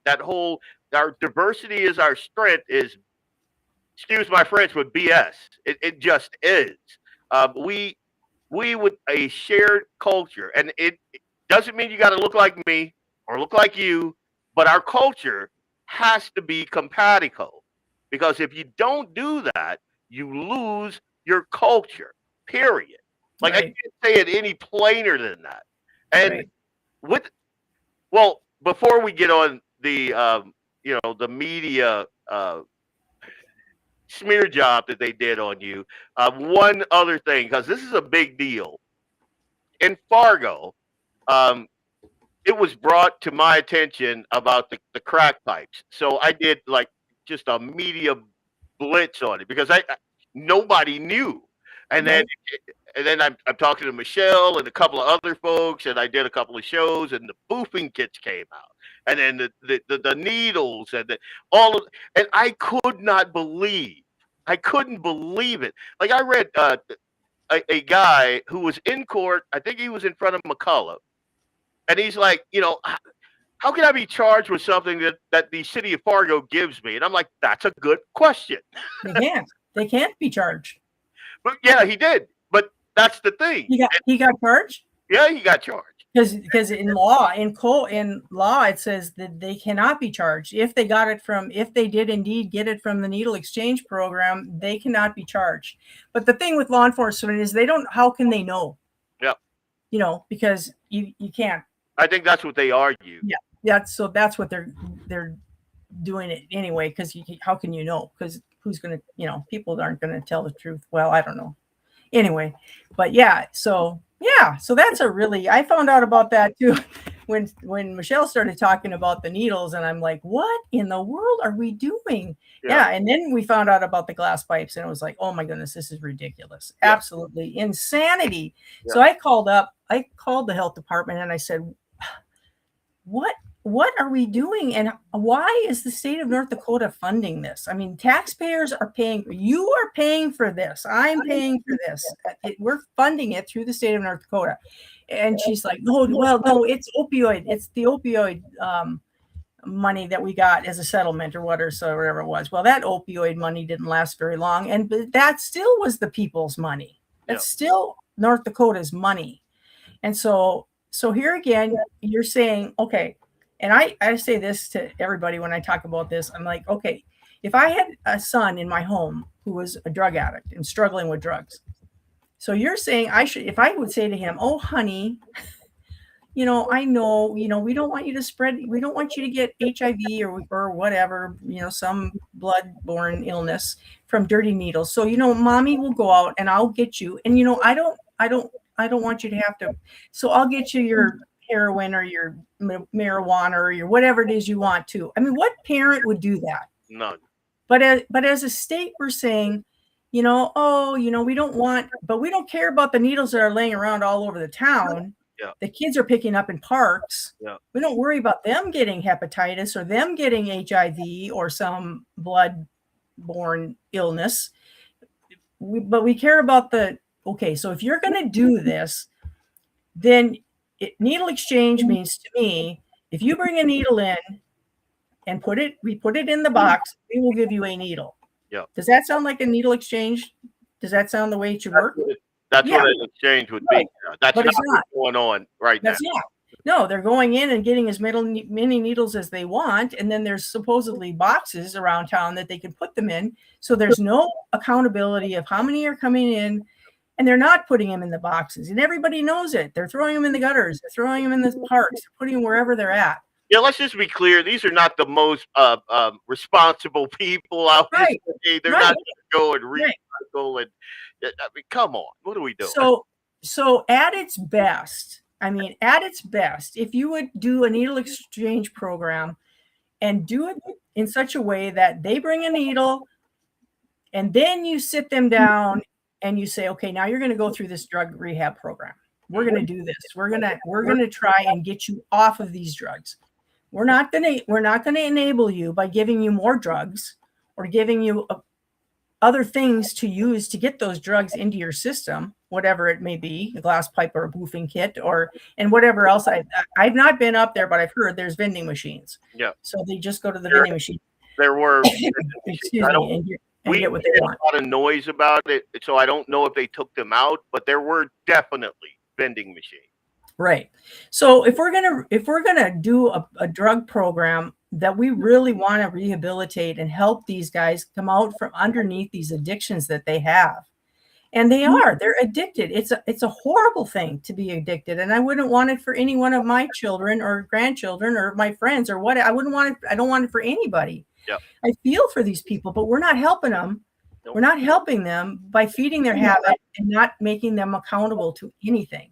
Yep. Oh, she said, well, we tell them we have counseling service. Well, yeah, they're going to come in and say, and when you say to them, oh, we have counseling services, would you like to? No, they're not gonna. I mean, maybe one or two, but you have to make it that you're going to do this. If you want these needles, you're going to do this. Yeah, the goal should be to get them off drugs. Right. From right. Everything that I've seen, that is not what's going on. I'll tell you what, the director over that little project makes six figures. Yeah. There you go. Like it's an industry to those folks. And I don't know what John and all those other guys get out of it, but there's something weird going on over there.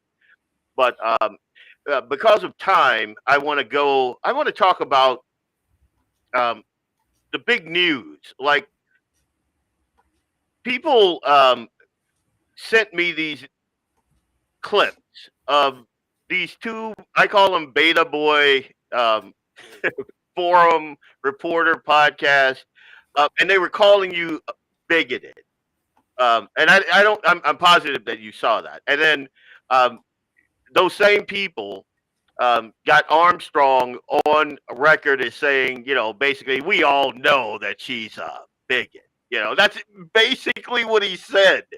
And I'm just like, oh my God, what did she say? And then I looked at what you said and I'm like, wait, I've said the same thing like 100 million times. What are we talking about? So you want to talk about that controversy? Well, I put a couple of videos on my Facebook page, and one of them was, it got like, I think 50,000 hits. I was like, whoa, that was pretty amazing. Yeah. But basically, I'm talking about people that come into our country that have no desire to assimilate. Okay, and immigration without assimilation is invasion, and that's exactly what it is. When you come over here and you don't. When my great grandparents came over here, and I remember my mom talking a little bit about her mom, and that it was huge to them to learn the language. They were Americans now. They were Americans and they were glad to be here, and they wanted to be Americans, and they wanted to assimilate, and they wanted to get jobs, and they wanted to work hard, and they wanted to make something for themselves, because America was the place to go if you wanted to have the American dream. I mean, everybody could do well in America. You didn't get the handout. Right. Like, there were no handouts. Absolutely not. No. Very different. And we gloss over that. I hear this refrain all the time. We are a nation of immigrants. The Ellis Islands thing. Oh, this, that, and the other thing. And and one, like, it was hard to get over here. So the people that came Yes. over here had grit. And then when Yep. they got here, if you were a pregnant mom without a father, they sent you back. Yep. If you were Mhm. sick, they sent you Yep. back. If you Yep. didn't have something to contribute to this They- to our country, they sent you back. Like, Yep. so it wasn't everybody just came over. No, you came over if you could contribute positively to our culture, to our infrastructure, to what we were trying to build. You came in, you worked hard, you became an American. That's how it was. It's not like that now. No. We're basically giving people who have no blood, sweat, or familial equity in this country. We're just shoveling them in by the boatload, and then just heaping welfare benefits on them like just hand over fist. It's not funny. Do you want to know what refugees get when they come over here? Is it going to make me mad? It's going to make you mad. Okay. Jeez. So when they come over here, they're eligible with no waiting time, no waiting period for federal benefits. They get Medicaid, they get cash, medical assistance, social services. That me or you? Are we okay now? Oh, I can't hear you.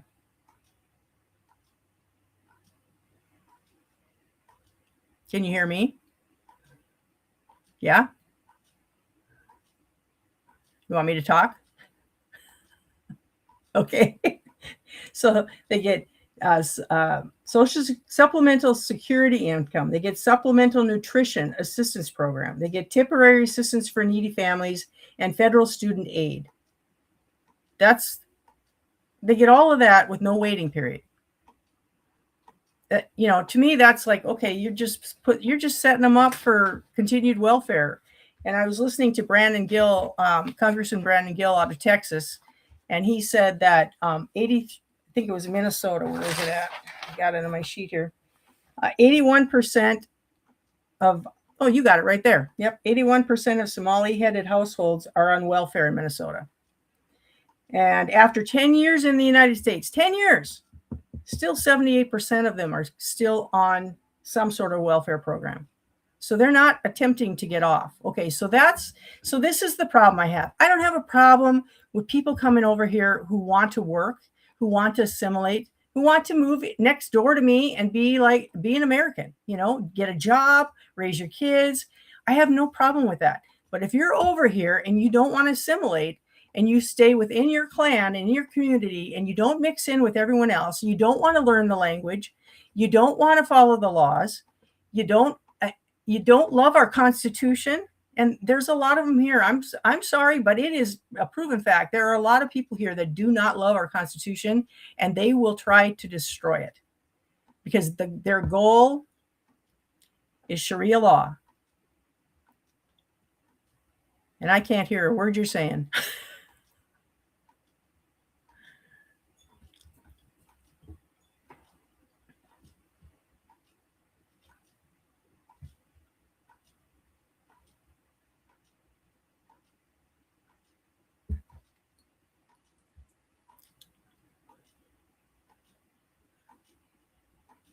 You might have to end the show without me. Testing. If everybody can hear you. I don't know. Oh, there you are. You can hear me now. Okay, Yep. Good deal. Good God. I can hear you now. What happened? I have no idea. The gremlins. So what I want folks to understand is not a thing that you just said, in my humble opinion, is bigoted. Not a single iota, not a syllable, none of it. Here's the statistics right here.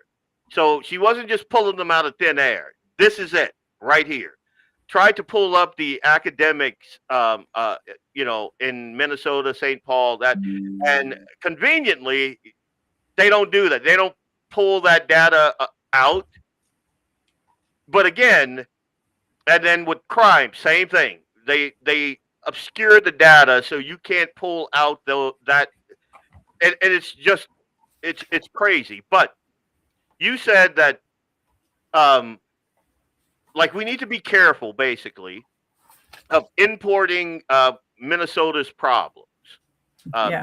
And that's not verbatim, but I want to show the folks some of Minnesota's problems. Here's one of them. We had gangs coming to the Minnesota State Fair for 30, 40 years. But they've always agreed the fair is neutral ground. And let's all go have fun and respect the fairgrounds. We've had Hell's Outcast, Hell's Angels here. The Hell's Outcast used to hang by the pickle stand.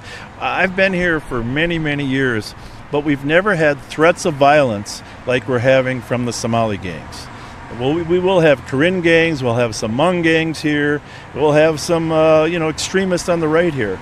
But none of them are promising chaos except for the Somali gangs. We sent 233 letters to kids that we know have had association with some of the other gang members. And really, it's a warning letter. So a guy like me listens to something like that.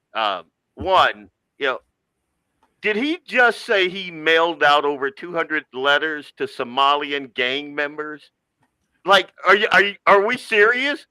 Hey guys, just a friendly little reminder: violence is illegal. Murder is illegal.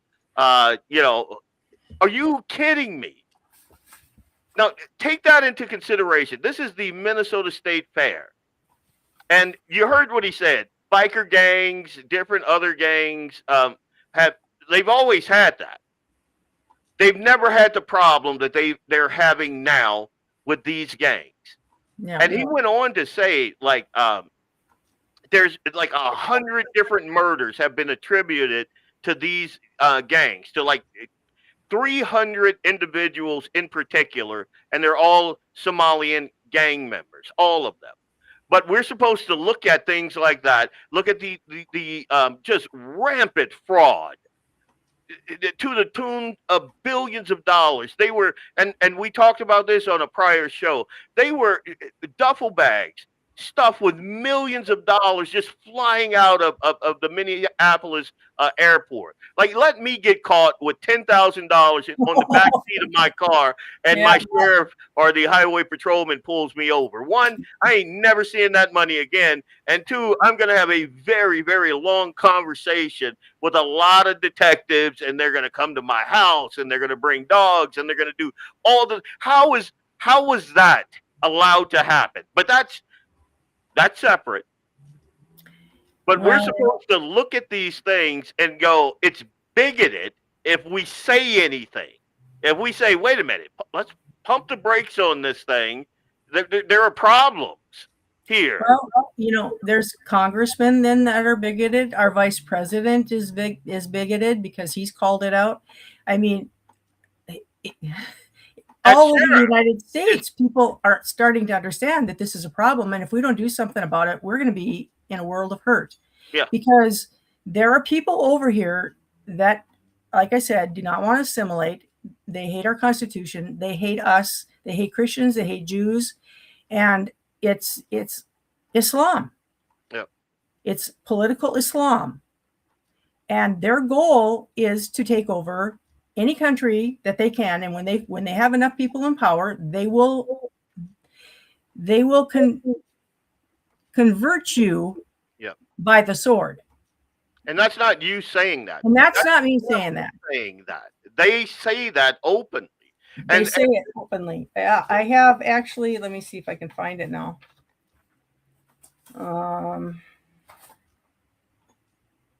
Okay, so. This was something that was said by Mohammed Nusrat in the U.S. He was preaching that America is the cancer. That was May 3rd, 2024. Yep. Siraj Wahaj, sorry, I'm probably massacring these names. That's all right. Again, from Brooklyn, New York. And this was 1995. You want to defend this country? You know what this country is? It's a garbage can. It's filthy and sick. And he's part of the Islamic Society of North America, which is alive and well in this country. And there's more like that. I mean, they're not afraid to come out and say it, that they hate us, that they hate America, and they want to destroy us and our Constitution and our way of life. And I'll tell you, people don't believe that. Go over to an Islamic country, go over to Iraq, go over there and visit, and try and walk around in your shorts and t-shirt if you're a woman, and see what happens. Try and speak up and protest in the streets in those countries and see what happens. I mean, we had those people protesting against Israel after the Palestinians or the Muslims went in and just completely ravaged Gaza. And somehow that got turned onto Israel. I don't know how that did, because they were the ones that had their people just slaughtered and babies, and the things that they did were atrocious. And this is Islam. This is political Islam. This is what they do. And I heard about a family up in Canada who it was a Muslim family that lived in Canada, and this wasn't too long ago, I don't think. Their daughter went to public school, and she was coming to school, and she was being beaten at home, and she had bruises and stuff. And she finally one day she went to her teacher and she said, "My parents are abusing me at home." And they were horrified, of course, called in social services or whatever they're called over there, went to the house, and as soon as they found out it was a Muslim couple, guess what they did? Turned around. Yep, we're sorry, we can't help you because you're under Sharia law and we're not going to interfere with that. So is that what we're going to allow in America? I mean, is that what we're going to say it's okay if this little town wants to have their Sharia law and to abuse their children and beat their wives, and because that's what they do. That's what they do, and it's been proven over the years and years and years. I mean, the information is out there. So, I'm a racist and I'm a bigot and I'm a xenophobe because I'm calling this out, and I fear for my country. I fear for my children and my grandchildren. Not just because of the money that we've lost through fraud, but what are going to be, how far is it going to have to go before people wake up and say Islam is not compatible with the U.S. Constitution? That's why for many, many years, we did not allow any immigration from those Middle East countries. None, zero. There were none over here. And there was a reason for that. We had to go over there. Thomas Jefferson went over, and we defeated got the Marines out of the Marines. The War of Tripoli and the Barbary Coast Pirates, who were Muslims, and they had to push them back because they were seizing our ships and taking our men and using them as slaves. But if you don't know history, right? That's why that refrain is such a powerful one. You don't know history, you're doomed to repeat it. Like one of the most craziest things I've ever seen was Gays for Palestine. I'm like, wait, what? What? Do you know what'll happen to you if you went over there with your little rainbow flag? Yeah. Right? There's none of that. And just be a Christian and go over to one of those Muslim countries and see how they treat you. Like it is, and we already have, like right now, and I couldn't believe this, Texas is a hotbed of Muslim activity right now. They're building huge infrastructures for Islam. New York, they were trying to, and luckily they got it stopped, but they were trying to build a mosque on the site of 9/11. They were trying to build a mosque there. And it's what they do. They conquer and they put that shiny dome up there. That's not me saying that. That's them saying that. They're taking over entire towns like Dearborn. Here, listen to this. You're only 1% of this nation. We are not a nation of Muslims. We are a nation of Christians. We are one nation under God, indivisible, the God of the Bible, the God of the Lord Jesus Christ. That's the God whom we serve. I want you to prove to me we're not up under Sharia law. Will you denounce, Councilman O'Reilly, will you denounce Sharia law? Nope. Will you denounce Sharia law? Nope. Will you I know you won't. Will you denounce Sharia law? No. Abraham, you went to Hillsdale. Will you renounce Sharia law? Will you renounce Sharia law? America, we have lost this city. This is a city that is no longer up under American laws. We are up under Sharia law. Now, look at that date there. That was this month, this year. Yep. This is Dearborn, Michigan. Yep. I mean, it's already happened, and for someone, especially an elected representative, to practice and preach caution against an ideology that is just diametrically opposed to, like, there are things that I don't like about the feminist movement, but I don't want women beaten and covered head to toe. And if you look at another guy, I could stone you. Like, diametrically opposed. Like, there is nothing in that religion that can square with our worldview over here. Like, Not nothing. at all. Not at all. That Constitution behind me, they would rip that up because that's too much freedom. Oh, They- absolutely. Yeah. Oh, yeah. They burn the American flag. I mean, you go over there, you know how they hate Americans. You talk to some of the soldiers that have been over there and what happens over there. They know. These guys that have come back from places like Afghanistan and Iraq, they know what goes on over there. Yeah. And there is no freedom there. And they're using our freedom against us. That's what irritates me the most. Yeah. Let me read some to you. In 1802, Nathaniel Freeman, who was a physician and judge, charged the Massachusetts grand juries, and he said this: "Ours is a government of laws and not of men, originating in the voluntary compact of a people who in that very instrument profess the Christian religion. It may be considered not as republican like Rome was, a pagan, but a Christian republic. This religion, being founded not in fable as that was, but in divine revelation, embraces the Bible as the word, will, and law of the universal sovereign, our obligations to and expectations from whom, as well as his perfections and attributes, we can know but little about. The laws of that system, therefore, must be respected as of high authority in all our courts, and it cannot be thought improper for the officers of such government to acknowledge their obligation to be governed by its rule." I mean, our government was founded on the principles of God's word, and you can go back and you can look at the founding fathers and their papers. If you go back, if anybody would just go back and look at what the founding fathers talked about, the one main person that they quoted in almost all their papers and every speech, the main philosopher was Jesus Christ. They quoted the Bible time and time and time again. And I can't remember who said this, but it was one of the founding fathers who said, our republic can only survive with a moral and a religious people. Yep. And without that, the Constitution isn't going to save us. It's the people that we elect to the offices to enforce through that Constitution and to stay by those laws. So once we have, if you get to a point where you've got a bunch of Ilhan Omars in office, yep, our Constitution will mean nothing. It's not going to save us because it's the people that we elect to office to preserve the freedoms that we have. And so they raised the Somalian flag over Minneapolis. Oh, and that just, yeah. Like, what are we doing? What are we doing?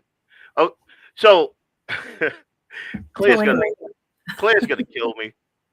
But you're right. Our form of government is adequate only for a moral and just people. I don't remember who that's attributed to, but that's absolutely, because you can't have ultimate freedom. And our founders wanted us to have individual rights and liberty, God-given rights and liberty that the government protected. And if you don't have a moral and just people, that can get out of hand really quick. Yep. Really quick. And that's what they were talking about. To say it in an up-to-date phrase, with great power comes great responsibility. Yeah. Like, you can have a guy that's powerful, but if he's evil, you got a problem. Right. If he's good, then evil has a problem. Right. And that's how we were set up to be. And it's been just turned on its head. And it seems to me that there are way too many folks who are either too naive or they have aligned interests. And I talked about this on the Due North Political podcast. Like the left and Islam have an aligned interest. They both hate Western principles and values, and they want to see us fall. That's their aligned values. Now, once that happens, the left, I don't know if they don't realize it, but the Islamists are going to gut them. There's no way that they're going to allow the liberal mindset, in like Sharia law or whatever country they're from, or whatever country they're trying to establish. None of that. Like all the liberal women that are out there, with their Palestinian flags, you're not going to see any more of that. That's all burqa, all of it. We will have zero homosexuals in this country, zero, if it's Sharia law. Yep. It's not a thing. You can't. No. I don't think that people understand, and our elected representatives that are saying, "Hey, let's pump the brakes on this. Let's look at this thing. Let's see," because there are hotbeds and there are real problems and issues that we can see, we can point to and go, "Hey, this is a problem." And pointing that stuff out is not bigoted. And I don't care what the soy boys at the forum says. That's not xenophobic. That's not big. That's loving your country, loving your culture, and wanting to preserve it. There is nothing wrong with that. Nothing. And I'll give you the last word. If your base is listening, and they are, and probably a couple of other folks that are going to pick this thing apart, but if they're listening, what do you want to leave them with? I guess what I talk to my friends about all the time is if you love America, if you love the freedom that we have here, you're going to have to stand up and fight for it. Our founding fathers gave their lives, their fortunes, and their sacred honor. And most of them, they were very wealthy men, and they gave everything that they had because we didn't have any money to fund the Revolutionary War. There was no federal government to give them money. They used their own, and they gave their reputations. They put their reputations on the line. They were willing to give it all, whatever it took for freedom, because they understood that freedom comes from God. That's where our freedom comes from. And it should not be denied to anyone.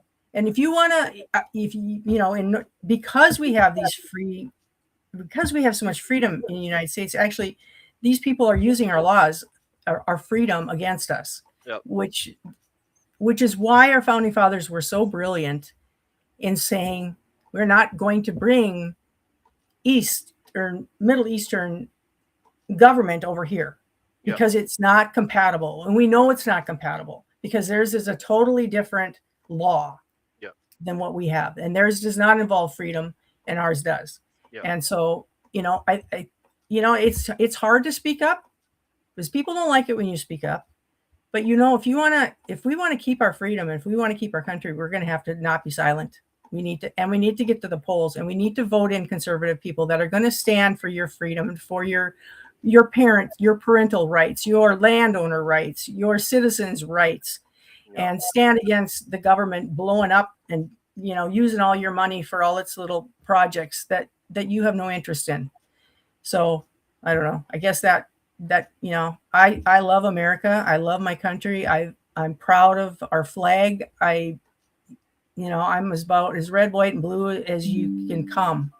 And I love the Lord and His word, and my convictions are strong, and I'm not gonna waver on those. That's good. That's what I want out of a representative. If someone is representing me, that's what I want to hear. You can look at Fargo, and you can see what liberal governance got Fargo: crack pipes and boofing kits, and $1.7 trillion in the hole. And just the downtown of Fargo looks nothing like it looked when I got here in 96, 97, just complete. And you can go to South Fargo, same thing. Go to the mall, same thing. Go to the Mall of America and tell me what you see. I I could do video reel after video reel of and I'm just going to say it, white Minnesotans getting curb stomped by Somalian gangs. Like, it blows my mind that more people don't talk about this. It is a big deal. One of the reasons I don't go to Fargo is because, well, one, I'm always armed anyway, but I don't want the headache.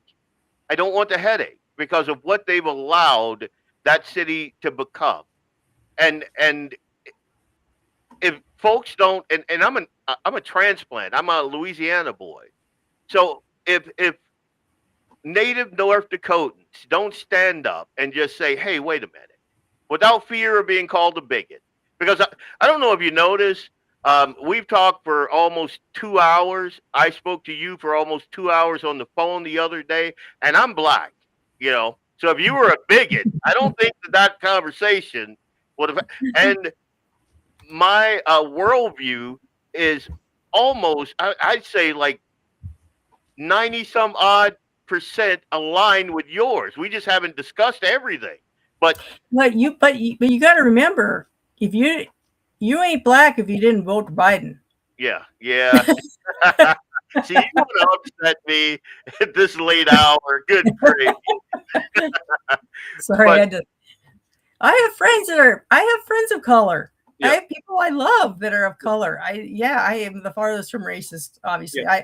I don't care what color skin you are, but if you're going to defraud the government, if you're going to hate America, I'm going to come out against you. I'm not going to put up with that. I don't care what color your skin is.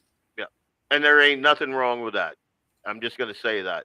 So I'm going to close out. I did not hit all my commercials. I'll just have to take some heat from Clay. But I want to thank you for coming on and just, chopping it up with me and showing everybody that, and I saw your video and I thought it was brilliant. So, but just basically showing everyone that what they're reporting in the media, even in conservative spaces, we got to do better. Like, we got to do, if we're going to malign good representatives like her, we're not going to have a country, because what you're going to get is the squishes. You're going to get the people who are politically correct and they say the right things, and then you're going to turn around and you'll have Dearborn or Little Mogadishu or set up right here in North Dakota. And I think that's kind of the goal. I think it's a weird dynamic, but there you go. BlackBeardLogic, Guns in the 701. Good night. God bless. Thank you for coming on again, Representative Morton. Thank you for having me. Appreciate it.